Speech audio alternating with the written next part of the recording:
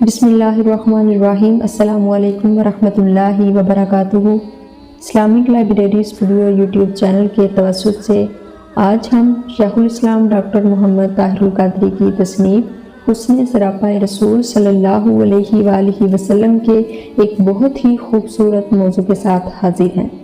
آج ہم حضور نبی اکرم صلی اللہ علیہ وآلہ وسلم کے بازوئے مقدس اور دست اقدس پر گفتگو کریں گے۔ تو چلیے آج کی ویڈیو کا آغاز کرتے ہیں۔ حضور صلی اللہ علیہ وآلہ وسلم کے بازوئے اقدس خوبصورتی میں اپنی مثال آپ تھے۔ طوالت کے اعتبار سے اعتدال کا خوبصورت اور دلکش نمونہ تھے۔ کلائیوں پر بال مبارک تھے، بازو اور کلائیاں سفید اور چمکدار تھیں اور حسن و جمال مصطفیٰ صلی اللہ علیہ وآلہ وسلم کا آئینہ دار تھیں۔ اس حوالے سے امام بہقی بیان کرتے ہیں کہ حضور صلی اللہ علیہ وآلہ وسلم کی مچھلیاں سفید اور چمکدار اور کلائیاں لمبی تھیں۔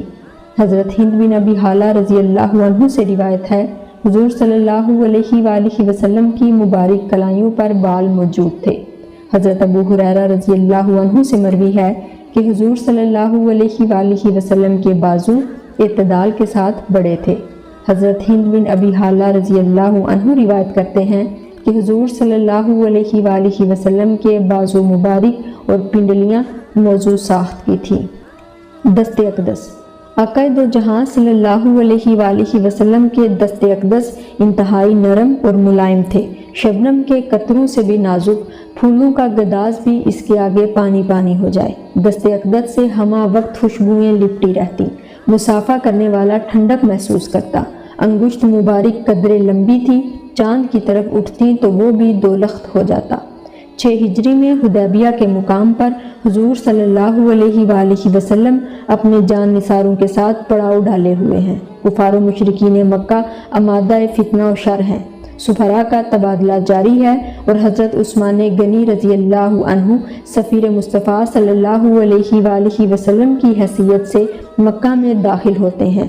دوسری طرف بیت رضوان کا موقع آتا تو اللہ رب العزت اپنے محبوب صلی اللہ علیہ وآلہ وسلم کے ہاتھ کو اپنا ہاتھ قرار دیتا ہے۔ ترجمہ: اے رسول صلی اللہ علیہ وآلہ وسلم، بلا شبہ جو لوگ آپ سے آپ کے ہاتھ پر بیعت کرتے ہیں، فی الحقیقت وہ اللہ ہی سے بیعت کرتے ہیں، گویا اللہ کا ہاتھ ان کے ہاتھوں پر ہے۔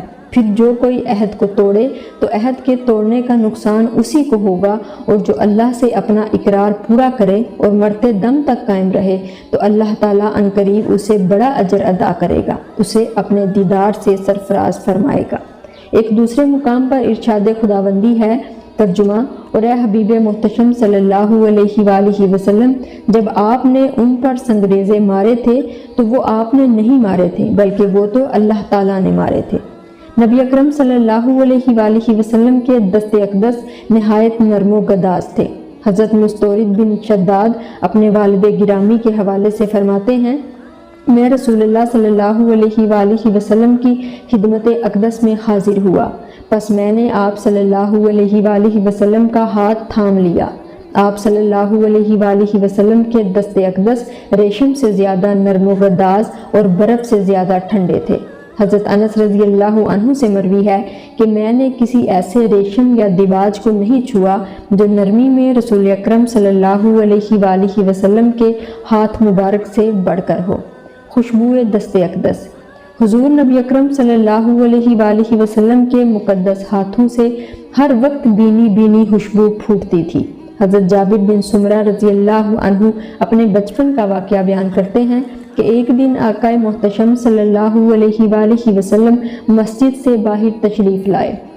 آپ صلی اللہ علیہ وآلہ وسلم نے باری باری سب بچوں کے رخساروں پر ہاتھ پھیرا۔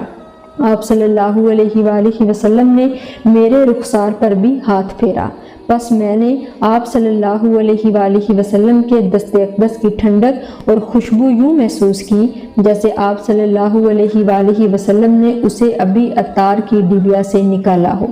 سیدہ عائشہ صدیقہ رضی اللہ عنہا روایت کرتی ہیں کہ حضور صلی اللہ علیہ وآلہ وسلم کے دست اقدس ہمیشہ معطر رہتے۔ جو لوگ حضور صلی اللہ علیہ وآلہ وسلم سے مصافحہ کرتے وہ کئی دن دست اقدس کی خوشبو کی سرشاری کو مشام جان میں محسوس کرتے رہتے۔ اور آپ صلی اللہ علیہ وآلہ وسلم کے مبارک ہاتھ عطار کے ہاتھوں کی طرح معطر رہتے، خواہ خوشبو لگائیں یا نہ لگائیں۔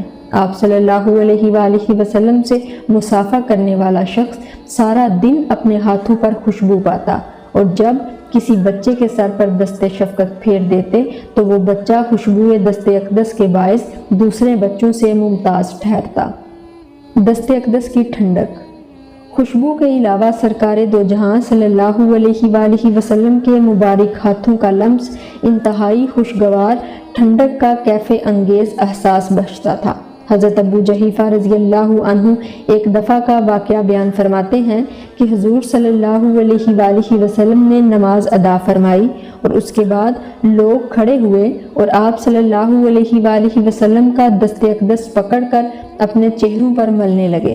میں نے بھی آپ صلی اللہ علیہ وآلہ وسلم کا دست انور اپنے چہرے پر پھیرا تو وہ برف سے زیادہ ٹھنڈا اور کستوری سے زیادہ خوشبودار تھا۔ حضرت سعد بن ابی وقاص رضی اللہ عنہ فرماتے ہیں کہ آقا صلی اللہ علیہ وآلہ وسلم میری عیادت کے لیے تشریف لائے۔ آپ صلی اللہ علیہ وآلہ وسلم نے محبت سے میرے سر اور سینے پر اپنا دست اقدس پھیرا۔ اس سے یہ کیفیت پیدا ہوئی کہ میں ہمیشہ اپنے جگر میں آپ صلی اللہ علیہ وآلہ وسلم کے دست اقدس کی ٹھنڈک اور خنکی پاتا رہا۔ مجھے خیال ہے کہ اس موجودہ گھڑی تک وہ ٹھنڈک پاتا ہوں۔ اب تک کے لیے اتنا ہی۔ اس کے بعد آنے والی ویڈیوز میں انشاءاللہ ہم آپ کو دست اقدس صلی اللہ علیہ وآلہ وسلم کی برکتوں میں بہت ہی خوبصورت جو ہیں وہ واقعات آپ کے ساتھ شیئر کریں گے۔ اس کے لیے آپ ہمارے یوٹیوب چینل کو سبسکرائب کریں اور بیل نوٹیفیکیشن کو آن کر لیں تاکہ ہماری ہر نئی آنے والی ویڈیو آپ تک پہنچ سکے۔ دعاؤں میں یاد رکھیے، اپنا خیال رکھیے۔ اللہ حافظ۔